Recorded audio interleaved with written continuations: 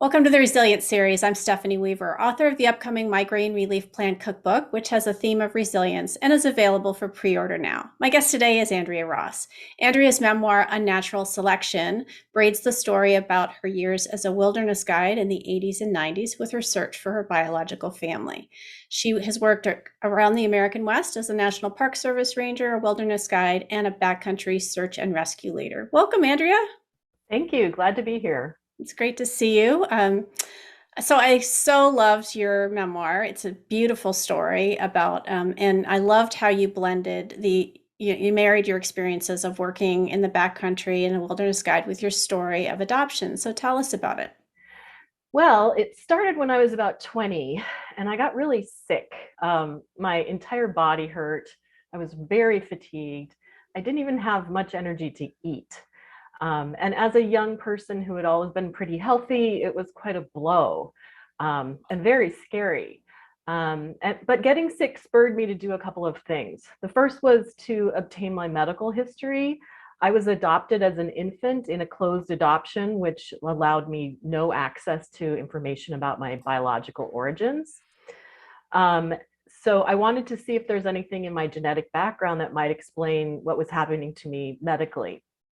And the other thing it spurred me to do was to get outside and see if I could somehow rid myself of whatever it was that had taken up residence in my body, which might sound weird, but that's what I did.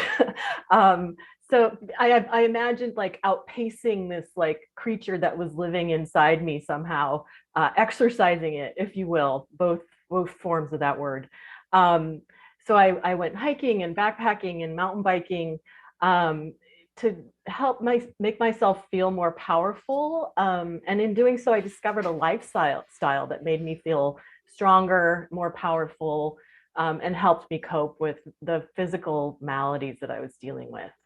I also found out quickly that the information about my biological family's medical history was not going to be easy to obtain, which kind of caused me to throw myself into the task of finding my biological parents so I could find out about myself and my health. Um, and because I love the outdoor lifestyle so much, before long I found myself working as a ranger in the Grand Canyon, during which I spent every second of my spare time in the wilderness of the canyon, and devising ways to locate my biological parents. The backcountry became kind of a home or a launching pad for me to find them, to find myself. And wandering in the wilderness, the desert in particular, for me became twinned with the search for wholeness, for health and identity. And eventually I found and reunited with my biological families, which did kind of fill that hole and create a sense of completeness for me, despite my chronic illness, which I still have. So thank you for that. And what state were you adopted in, and did the laws of that state hamper or hinder your search at all? Yes, I was born in Colorado, which is where I was adopted, and yeah, adoption is dealt with on a state by state legislation is dealt with on a state by state basis, and so uh, it's really kind of luck of the draw in terms of where you were born, how much access you legally have the right to, and so I didn't have a lot of rights at all, until recently. Things are opening up a little bit more recently. Gotcha. So you mentioned a little bit about it in the first answer, but how has your time in nature informed your work and in your writing? For me, time slows down in the backcountry. I think for most people who go out into nature, we're reduced to the essentials of life. We need water, food, shelter, and not a whole lot else. And I love the feeling of living so simply, the idea that I can carry everything that I need on my back, because doing so affords me the luxury of noticing the world. And being in nature has taught me to be very observant. And I record my observations in writing. Often that leads to further inquiry for me, more research about place, or something as specific as the habits of a particular lizard that I come across, Or something as large as the history of a waterway, of a geologic formation, of humans' impact on the land, the intricacies of an ecological system or principle. And sometimes, if I'm lucky, epiphanies arise from such work, shedding light on topics I'm grappling with in my own writing. So, observation and contemplation are important parts of writing, and being in nature helps me slow down enough to do those things. Yeah, one of the things that I loved about your book, similar to Cheryl Strayed's Wild, is that I felt like I learned so much about the places you were writing about. And having worked in the museum field for a long time and done a lot of work with both National Park Service and California State Parks, I've been to some of the locations that you write about. And so for me, it just added this whole layer of depth to your story because I was learning about these things. And I'll just tell a quick story. So the first time I went to actually the only time I've been to the Grand Canyon, my friend and I, she was visiting from Australia, and we arrived at night. So we had no sense of where the canyon was or anything. And we, got into our little lodge. And the next morning, I had set up a meeting because she was also in the museum field. So I had set up a meeting with the chief of interpretation for the Grand Canyon Park. So we, went to his office and we're sitting there talking, and he's telling us all this stuff about the canyon, and we were like, "Well, yeah, we actually haven't seen it." And he's like, "What? Get up!" And so then he took us out, and so we had a private guided tour with the Oh, chief of interpretation of the National Park Service, and all incredible. But what I remember about that still sticks with me is that there's a certain, I think it's the ponderosa pine. I'm sure you're going to correct me if I'm wrong, but he would scratch it. He said, if you scratch it with your fingernail, it smells like butterscotch. mhm. And that was such that, I mean, this was almost 30 years ago. Every time I'm in a forest that might potentially have them, I'll walk up and I'll, do the scratch and sniff. And so Mhm. there's something so appealing and approachable about the way that you write about the natural world.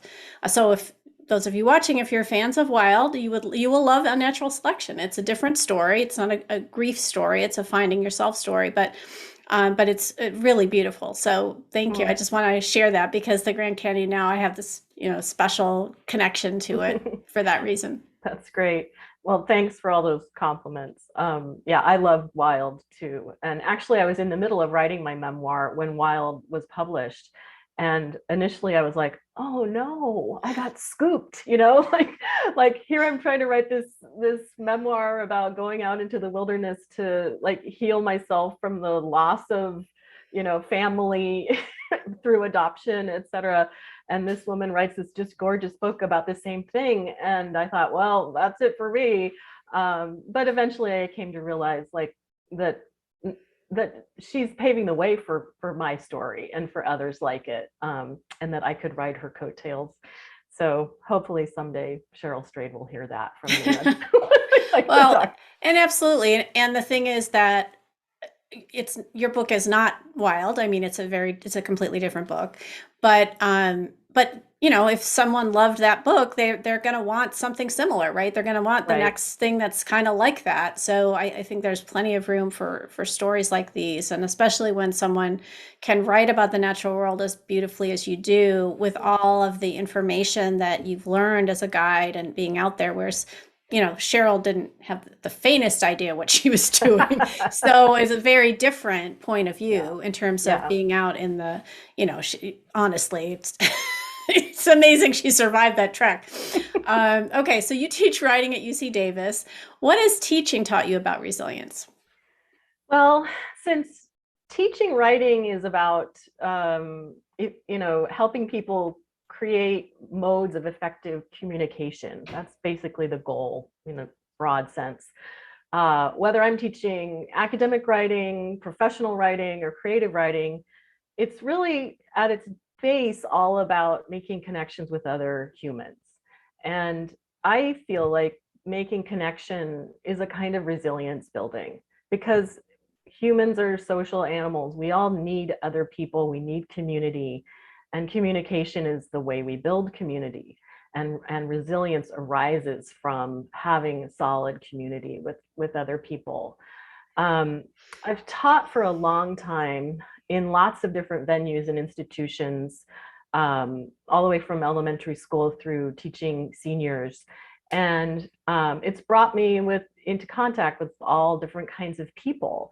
And each of those people, the students, have their own goals and their own hurdles. And I function as the facilitator for them to meet those goals, to help overcome those hurdles.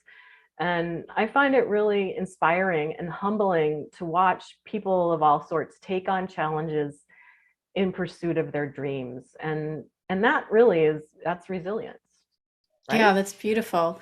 Are you working on another book now? I am. I am. Yeah. I'm actually working on a book about enduring and abiding women's friendships um, through wilderness and outdoor experience. It's based on these two friends of mine who I've known literally since I was 3 years old. And for most of our adult lives, since we were in our 20s, we have been going out on backcountry trips once a year. And sometimes it's the only time during the year that we see each other. Often it's the only time during the year that we see each other because we live in different places. But how the backcountry experience and the outdoor experience and the sort of removal from the rest of daily life, our families, our careers, our kids, our troubles in the world, has gives us this really rarefied space to be in relationship with each other and to really enjoy each other's company and really have these deep, loving relationships. So that's what I'm working on now. And I really wanted to do more storytelling. You could probably tell from my memoir that I like to tell a story. And I have a lot of funny stories to tell. And I thought, well, how can I keep doing that? And so that's how I'm going to frame this next book, is through these experiences with these two friends and our sort of our various mishaps and haps. Well, I can't wait to read it. So Oh, good luck thanks. with it. That's exciting. Thank you. So how do you define resilience? You talked about it a little bit in the writing sphere, but how do you define it? How does it play into your writing? Whatever, however you want to answer that question. Well, kind of how I alluded to in the previous question, the concept of resilience, as you probably know, is a hot topic in education as well as other fields, especially the idea of growth mindset versus fixed mindset, which is Carol Dweck's, who's a researcher, her idea that there's a spectrum of how people deal with adversity and challenge, and that people who have this fixed mindset feel that their abilities and talents are fixed and unchangeable, but people who have a growth mindset feel that their abilities and talents can grow. And there's a continuum along which people kind of fall along that spectrum. But for me, the most salient point of Dweck's notion is the idea that if we cultivate a growth mindset, we come to see failures as chances for improvement and growth, instead of as dead ends or as like as criticisms of our true self or something like that. And that embracing challenges instead of backing down when something is difficult is a part of the growth mindset and part of I see that as part of resilience. So with regard to my writing, I really had to overcome a fixed mindset about writing memoir. I went to graduate school for poetry, and so I had lots of training in poetics and in writing poems, but it's a really different genre than memoir, than nonfiction, creative nonfiction.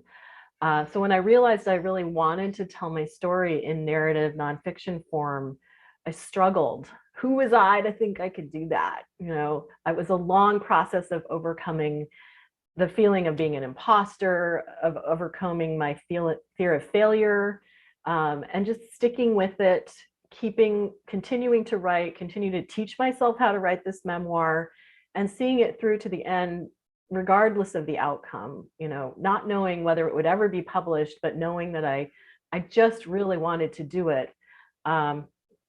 It was really quite a transformative process for me. So I would call that a struggle with resilience in my writing.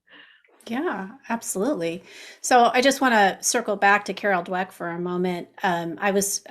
I had the pleasure of interviewing her in her office at Stanford a few years back. Ooh, Her book is called Mindset. It's an easy read, and the great news is that you're not stuck with a fixed mindset. You can learn how to have a growth mindset, and that's the yeah. whole point, is teaching kids, so what they would see in elementary school kids is kids saying, well, I'm bad at math, or I'm bad at writing, or I'm bad at reading. Well, we all know that you can learn those things, right? You may not have like an innate talent, or really an affinity, but you can certainly learn, math and those kinds of things. And so, but it absolutely translates to adults. And so I agree that that's a wonderful way to look at resilience and define it, is that growth mindset.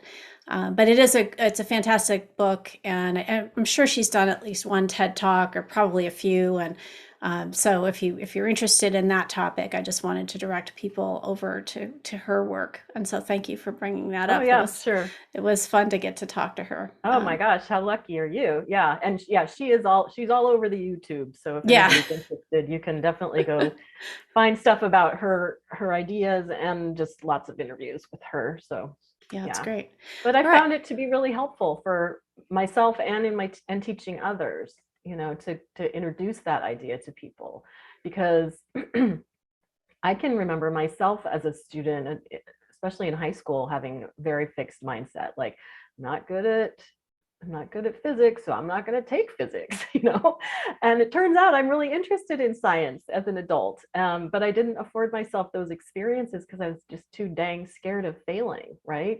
Great. And so I think the more we can get the idea of the potential of having a growth mindset and its resilience connection out to as many people as possible, the better, the happier everybody's going to be, probably.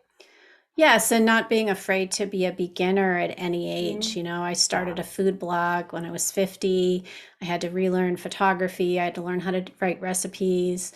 I am working on a memoir, and I was a technical writer for 30 years. And if you Mm, need me to write 150 words on a giant panda, I can knock that out in 20 minutes. But memoir is a completely different animal. yeah, right, And right. so it's been very humbling. It's a humbling experience to Yeah. not be good at something right off the bat. And I think that's probably why a lot of adults don't try to learn new things, is because they don't want to feel like they're dumb or they're not good at it. And yet we're never going to learn those things if we don't try, and we have to be beginners. So Yeah. I think it's a great thing to point out. All right, so my last question for everyone, it's always kind of my favorite because I get such different answers. So, what are some self care resilience strategies that you personally find most helpful? Well, you can probably guess what I'm going to say, which is going out into nature. The pandemic certainly put my self care resilience strategies to the test. I remember in the early days of the pandemic when we were all overwhelmed with the uncertainty, the anxiety, fear. And I was spending way too much time sitting in front of a screen because I had to teach online. At a certain point in every day, I would just hit a wall. I couldn't go anymore. I couldn't do anything. And so what I would do often would be to just go sit in my backyard and just literally stare at the sky. Just watch the clouds move across the sky, watch the blue of the sky, watch a bird fly by here and there. And it's such a simple thing, but it did always help. And it did make me very grateful that I had a backyard to go sit in when we were feeling so confined. But walking too is a way of self-regulating. It's a self-care thing for me, to help keep my resilience up. And part of it is because of the sort of rhythmicness of it. Whether I'm just walking around in my neighborhood or backpacking in the depths of Grand Canyon, having that like rhythmic contact with the earth is really grounding, and I find it a form of self-care. Um, so those are two strategies I use, and I would definitely recommend. And if you have legs that work, you can do either of those. Well, and if you're in a wheelchair, using a And if you're in a mobility wheelchair, aid, you can do that too. of course, yes. Yeah. Yes. So, yeah. And I like to call before the pandemic, we would go to the dog park every night, and I would call it my grass time, and I would just sit on the grass, look up at a pine tree. Or pandemic, we started going at night, so then I'm looking at the stars and not have my phone with me. And even half an hour of that is just Yeah. so beautifully grounding for sure. Mhm. Yeah. Yeah. Great. Andrea, thank you again for being here today and sharing your story. Please visit AndreaRossWriter.com to learn more about her work. You can buy Unnatural Selection wherever you like to buy books, and we do encourage you, if you can, to support independent bookstores.